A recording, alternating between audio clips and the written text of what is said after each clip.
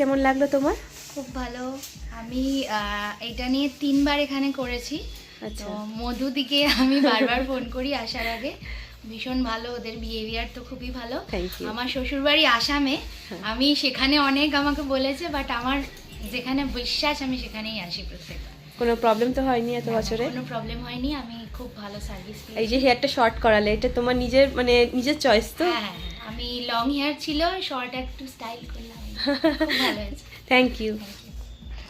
Hello everyone, welcome to SD family salon. আজকে আমাদের এই মিষ্টি একটা ক্লায়েন্টের হেয়ারের কন্ডিশন ইভেন রিভিউ দুটোই শুনেই নিলেন আপনারা।